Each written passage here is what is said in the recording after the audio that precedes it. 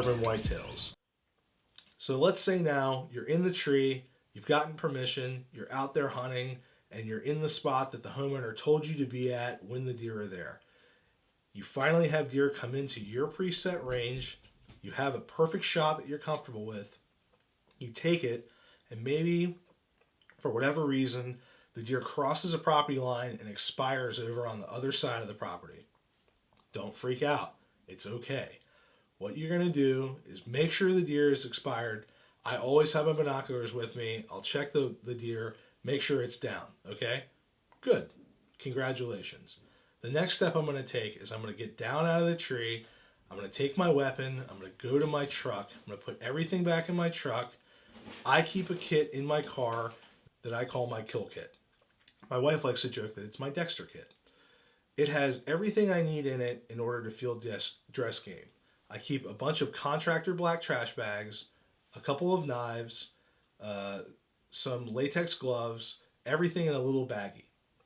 What I'll do is I will get that kit, I'll put it in my pocket, I'll go around the back of my truck, and I will change out of my camouflage back into street clothes. It's important that when you go to get permission, again, you're back at step one where you're talking to a new homeowner. You're not going to show up just in camo and let them make an assumption before they're able to meet you and kind of get a feeling for you and what you're doing.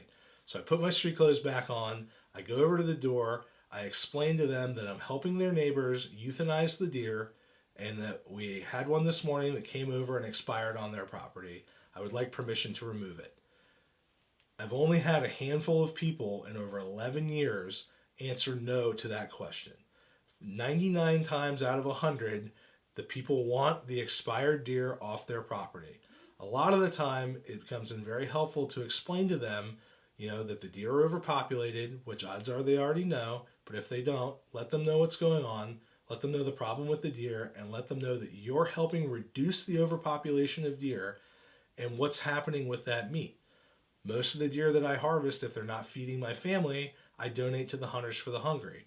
The Hunters for the Hungry is a program we have here in Virginia that helps feed the homeless and less fortunate with an overabundant resource, deer. So a lot of these people that might be on the fence about hunting are all for hunting once they realize that the meat is being donated to a cause that's helping the less fortunate. So very, very rarely will somebody say, no, you can't go take the expired deer off my property and feed the homeless with it. I mean, would you say no to that? I doubt it. So once they've said yes, go retrieve the deer, be as discreet as possible, thank them, and then take the deer back onto the homeowner's property and do with it what you had planned to for the removal of the deer.